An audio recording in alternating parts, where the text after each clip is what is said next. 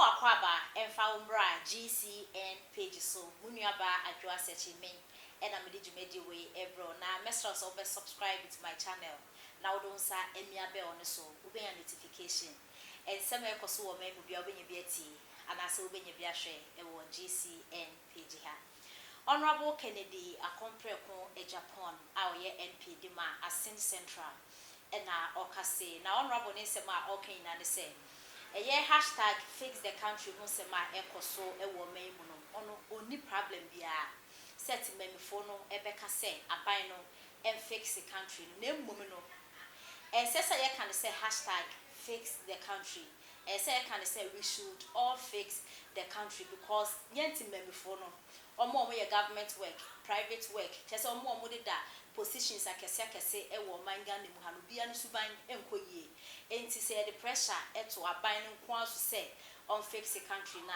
ye ne aban no endiniye na honorable ninsem kemu na o kire say the enti a o ka say we should all fix the country and say embredim onam na ohun say police ni bi edge bribe de efi obi hono ehwa na ko ka kire police ni say abrantie faso mesini sika emano adenti na Ghana police motisa adenti na atare na ehye mu no mo pese mu gu hu finsa and honorable HS of Canada General Police ni pa eji ni papro ni sky sanso e de man back na no and honorable HS say sem crofo we na e kan crofo mo e ka hashtag fix the country no ho e wa bra ye na so ye suban enkoye na honorable ne kasem e na HS say hashtag fix the country ho se mai koso e wo memu no ndc fu no mo shase omo no mo shase gidigidi kra na mo ndc fu mo say hashtag fix the country e den ben pa pote pa na mujina so say aban no and fix it e bia ye pese government no e fix say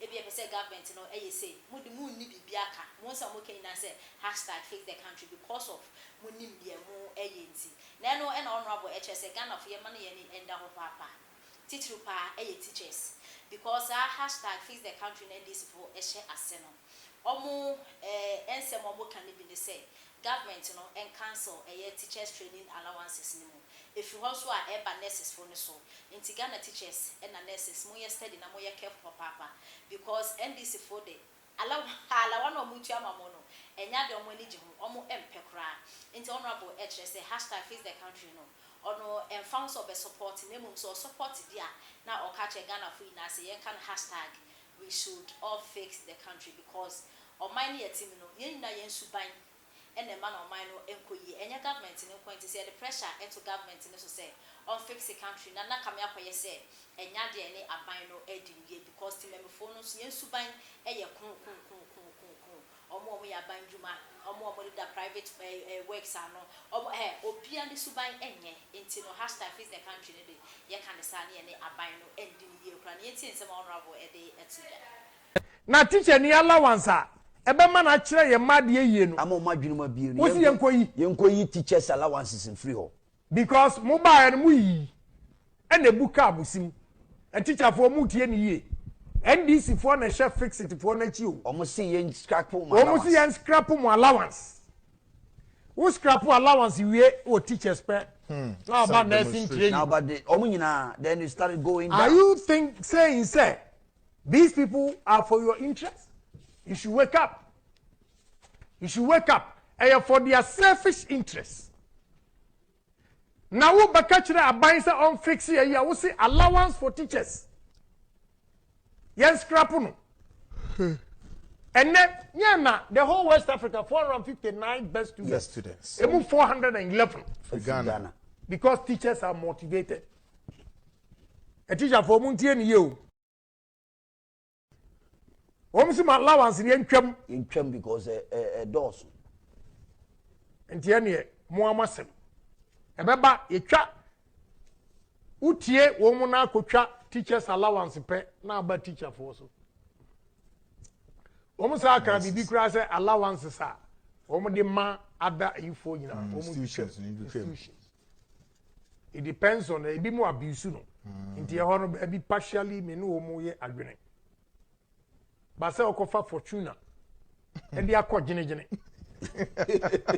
Ofa fortuna afa Miami kwansu from Fosu to Ewusem. Hey, nenti mutu kwani bi. You see, so these kind of dirty politics, no, the timing is completely wrong because we are not in normal times. And the moment we fix it into we should all fix it. Yes. Exactly. Don't point at government to fix it. Monko changing and say we should fix it. That I will support. Together we should fix it.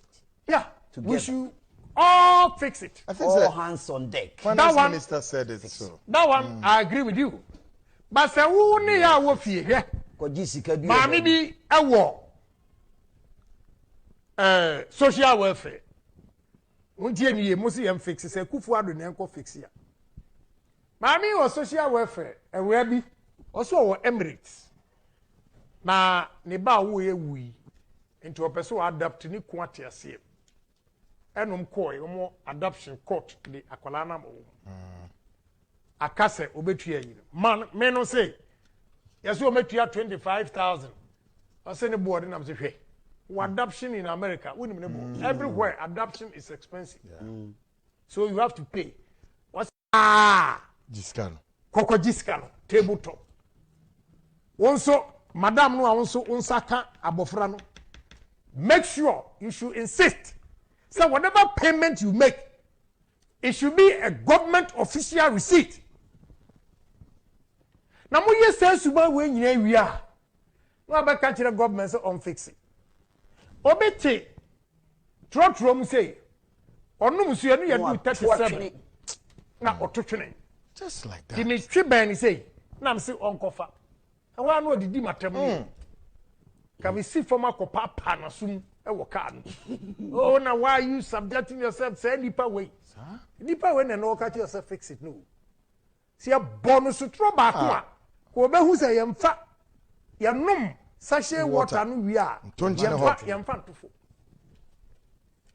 udru ha madina I na beto bola no so we should all fix it our mindset we should change our bogus attitude and move this country now who ko ye fini nyina wie he me project ya me ye me fi ya me si na gata no me ye enkrafo no omotonton saase ne wo ho no ma ye dru ba bia wo metoa so on it wasan ni foundation we pia dia kogu gata no e block no ekufuado na me fix we are all part of the problem that is what we are talking about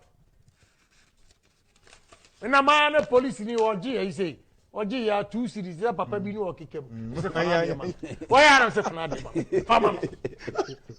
man that na ni say slow motion I say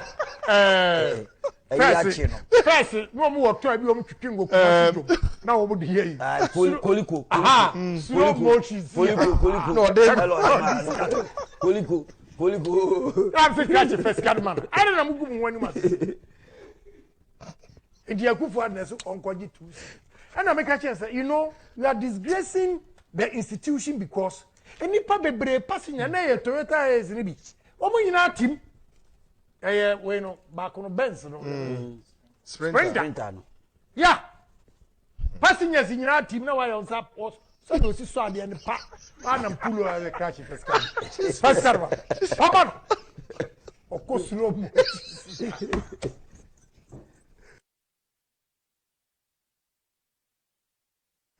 da o ojiwie no azana mi hu se waji a omo ni say no say o mi e obi oh honorable I love him